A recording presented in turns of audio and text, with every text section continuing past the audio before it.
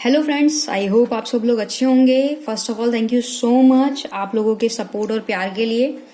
तो आज हम कंपनी लॉ में बात करेंगे distinction between a company and a partnership firm. मतलब कि एक कंपनी और साझेदारी फर्म में क्या डिफरेंस रहता है। तो सबसे पहले बात करेंगे company is the creation of law, मतलब कि लॉ के द्वारा क्रिएट हुई है company. It is entire existence and administration is governed by law। ये क्या रहता है, इसका एडमिनिस्ट्रेशन क्या रहता है, गवर्न बाय लॉ से गवर्न रहता है। ठीक है, क्रिएट की बात कर रहे हैं हम, और क्रिएट मतलब होता है उत्पत्ति, किसी चीज का जन्म कैसे हुआ। अब अनदर साइड देखते हैं, दूसरी तरफ, it is an association of certain member of individuals. It is a created by a contract. देखो, जो पार्टनरशिप फर्म होती है वो होती है, एक मेंबर रहते हैं, सर्टेन मेंबर, कुछ निश्चित मेंबर रहते हैं। ठीक है, और वो क्या कॉन्ट्रैक्ट करते हैं, कॉन्ट्रैक्ट के थ्रू एक फर्म बनती है, दो लोगों के बीच में कॉन्ट्रैक्ट रहता है। तो इसका क्रिएशन ऐसे रहता है। सेकेंड पार्ट पे हम बात करेंगे सेपरेट आइडेंटिटी, मतलब पृथक अस्तित्व रहता है। तो उसमें कंपनी में क्या रहेगा कि a company is an distinct और a jurist person and has separate personality for its member. मतलब कि क्या है कि जो कंपनी है उसकी अपनी सेपरेट पर्सनैलिटी रहती है। किससे? मेंबर से। मेंबर अलग है और कंपनी अलग है। ठीक है, उसके बाद हम बात करेंगे पार्टनरशिप फर्म में। तो पार्टनरशिप फर्म में देखो क्या होता है, it is not a district person apart from its partner who from it. अब यहाँ पे क्या रहता है कि यहाँ पे जो है डिफरेंस नहीं रहता है, पृथक अस्तित्व नहीं रहता। यहाँ पे साझेदारी जो फर्म रहती है, पार्टनरशिप फर्म रहती है, वो पार्टनर के थ्रू ही बनती है। तो इसीलिए यहाँ पे पार्टनर्स और पार्टनरशिप फर्म में डिफरेंस नहीं है। उसके बाद हम बात करेंगे तीसरे पॉइंट पे, जो है प्रॉपर्टी, मतलब कि संपत्ति के बारे में है। तो company's property belong to it and no shareholder or member can claim or said to be having any interest either legal or equitable in the property and assets of the company। मतलब ये मैं समझाना चाह रहा है कि जो company की प्रॉपर्टी है वो बिलोंग करती, मतलब वो जो है उसमें शेयर होल्डर क्लेम नहीं कर सकते, क्योंकि वो प्रॉपर्टी किसकी है, वो प्रॉपर्टी कंपनी की है, ना कि उसके शेयर होल्डर्स और उसके मेंबर की। पर अगर हम बात करें पार्टनरशिप फर्म की, तो in a partnership the property of the firm is the property of the partners consisting it they can ask for the dissolution of the partnership. जब कभी डिसोल्व होता है तो उसमें क्या रहता है कि पार्टनर्स जो होते हैं, पार्टनर्स की प्रॉपर्टी है, क्योंकि साझेदारी फर्म है, तो इसमें पार्टनर्स क्या क्लेम कर सकते हैं, जबकि कंपनी में क्या है, कंपनी में क्लेम नहीं कर सकते। हालांकि वो प्रॉपर्टी जो है वो शेयर होल्डर ये सब देख रेख करते हैं, लेकिन उसके अस्तित्व पर सवाल नहीं उठा सकते, एक अलग, क्योंकि हमने पढ़ा कि एक अलग आइडेंटिटी होती है।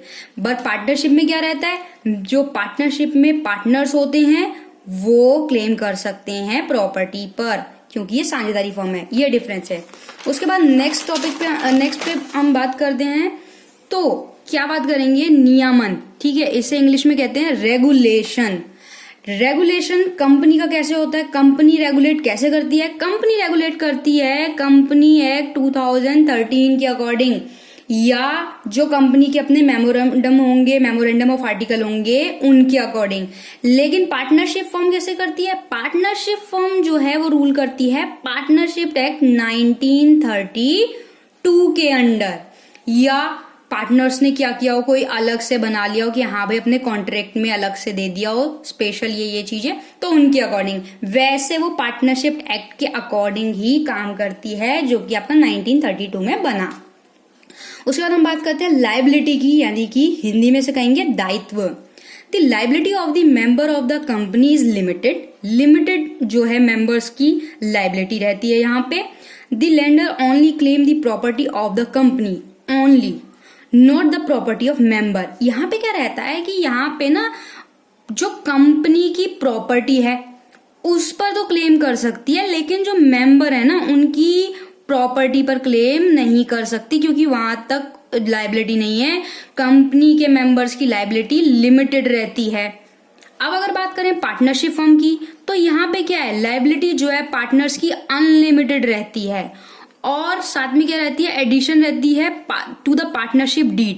पार्टनरशिप डीड बनती है जब ये कॉन्ट्रैक्ट करते हैं तो उसमें सब कुछ लिखा रहता है रिटर्न में, तो यहाँ तक उनकी लायबिलिटी यहाँ पे अनलिमिटेड रहती है। और lender can recover his debts from the private property the partners. इसमें क्या, जो लेंडर वगैरह होते हैं, जो ऋण दिया है जिन्होंने, वो रिकवर कर सकते हैं अपने डेब्ट को, अपने ऋण को, किससे, प्राइवेट प्रॉपर्टी से भी। पार्टनर्स की जो प्राइवेट प्रॉपर्टी रहेंगी उनसे भी रिकवर कर सकते हैं। नंबर 6 पे हम बात करते हैं ओनरशिप, मतलब कि स्वामित्व। The property of a company is own by the company in case of company. इसमें क्या रहता है कि इसमें कंपनी की जो स्वामित्व है, जो ओनरशिप है, वो किसकी रहेगी, कंपनी की ही रहेगी। इसमें स्वामित्व कंपनी का ही रहता है। कंपनी मतलब जो प्रॉपर्टी का स्वामित्व रहता है वो कंपनी का ही रहता है। प्रॉपर्टी का ओनर कौन कहलाता है, यहाँ पे प्रॉपर्टी का ओनर ये कंपनी कहलाएगी। बट पार्टनरशिप में क्या है, जो पार्टनर्स होंगे वो कंपनी के जो है आपके, वो कंपनी के क्या कहलाएंगे, वो ओनर कहलाएंगे। बट कंपनी में ऐसा नहीं है, कंपनी की प्रॉपर्टी का ओनरशिप जो रहेगी वो कंपनी रहती है, ना कि उसके मेंबर्स वगैरह। 7 पॉइंट में बात करते हैं मैनेजमेंट की, जैसे हिंदी में कहते हैं प्रबंधक, ठीक है। The management of the company is carried out by the board of director selected by the members. Board of director ने जो मेंबर सिलेक्टेड किए, ठीक है, मैनेजर के लिए जो मेंबर सिलेक्टेड किए वो मेंबर रहते हैं, मैनेजमेंट वो करते हैं। बट अगर हम पार्टनरशिप फर्म की बात करें तो the management of the partnership firm is carried by the partners. यहाँ पे ना पार्टनर्स जो रहते हैं वही आपका मैनेजमेंट करते हैं, या क्या होता है, वो पार्टनर्स क्या करते हैं, कुछ मेंबरों को कह देते हैं भाई आप जो है आप मैनेज करोगे। नंबर 8 बात करते हैं ट्रांसफरेबिलिटी ऑफ इंटरेस्ट, मतलब कि आप हित को ट्रांसफर कर सकते हो। तो कंपनी में अगर हम देखें तो one of the public company की बात हो रही है यहाँ पे, हम आगे पढ़ेंगे पब्लिक और प्राइवेट कंपनी अलग अलग होती हैं। तो पब्लिक कंपनी में क्या होता है, पब्लिक कंपनी में आप ट्रांसफर इजीली शेयर कर सकते हो किसी अनदर पर्सन को। बट अगर हम बात करें पार्टनरशिप फर्म की तो आप partner can not transfer his interest without consent of all other member या पार्टनर। तो पार्टनर या मेंबर जो उसके होंगे विदाउट उनकी कंसेंट के, बिना उनकी कंसेंट के आप ट्रांसफर नहीं कर सकते अपने शेयर्स वगैरह जो होते हैं जैसे कंपनी में, तो वो ट्रांसफर नहीं कर सकते। उसके बाद पॉइंट नंबर 9 लाइफ और एग्जिस्टेंस की बात करी, जैसे हिंदी में कहेंगे जीवन काल या अस्तित्व, ठीक है। The life of existence of a company is perpetual, ठीक है, शाश्वत बोलते हैं हिंदी में परपेचुअल को। Because it is existence it distinct from its member, it's life span is not affected by the death of member. Member की death से क्या ये कहा जाता है कि कंपनी की डेथ हो गई? नहीं, क्यों नहीं कह सकते? क्योंकि कंपनी एक आर्टिफिशियल पर्सन है प्लस लीगल पर्सन है, पर ह्यूमन क्या है, ह्यूमन नेचुरल पर्सन है प्लस लीगल पर्सन है। तो इन दोनों की अलग अलग आइडेंटिटी होती है। तो यहाँ पे क्या है, मेंबर्स अगर कोई मर गया या डेथ हो गई किसी की, तो उस केस में ये नहीं बोलेंगे कि कंपनी खत्म हो गई, उस केस में वो मेंबर खत्म हुआ है। और जब हम पार्टनरशिप फर्म की बात करते हैं तो पार्टनरशिप फर्म में क्या होता है, या तो मेंबर जो है उसकी डेथ हो गई हो या रिटायरमेंट वगैरह ले लियो उसने, ठीक है, या क्या रहा हो, पार्टनरशिप फर्म एंड हो जाती है। कब एंड हो जाती है? जब भाई दो लोगों के बीच में कॉन्ट्रैक्ट हुआ, ठीक है, साझेदारी फर्म की हम बात कर रहे हैं, पार्टनरशिप फर्म की, पार्टनर्स के बीच में एक डीड हुआ और उसमें से एक मर गया या पागल हो गया या दिवालिया वगैरह हो गया, ठीक है, डेथ हो गई, इंसॉल्वेंट वगैरह हो गया, तो उस केस में क्या रहेगा, उस केस में पार्टनरशिप फर्म खत्म हो जाएगी। नंबर 10 ऑडिट ऑफ सॉरी, इसमें हिंदी में इसको बोलेंगे लेखों का अंकेक्षण। इसमें ऑडिट करना होता है, ठीक है, एनुअल ऑडिट रहता है। In company audit of account it's mandatory, यहां पे क्या है, जरूरी है। ऑडिट होना, एक एनुअल जो आपका रहता है उस पर ऑडिट रहता है, वो होना जरूरी है ताकि पता चले कि कंपनी पूरे ईयर क्या कर रही है। बट अगर हम बात करें पार्टनरशिप फर्म की, तो partnership firm auditing is not mandatory, जरूरी नहीं है।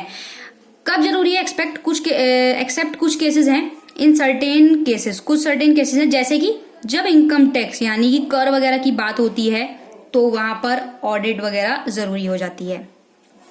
उसके बाद नंबर 11 पे हम बात करते हैं समापन, इन इंग्लिश इसको कहेंगे वाइंडिंग अप। ठीक है, समापन होना, कंपनी खत्म होना, डिसॉल्व होना, इस तरीके से। तो कंपनी की बात करें, company is bond by law, ठीक है, लॉ के द्वारा बॉन्ड हुई है, क्रिएट हुई है, and it's also wind up by law, law के द्वारा ही खत्म होगी।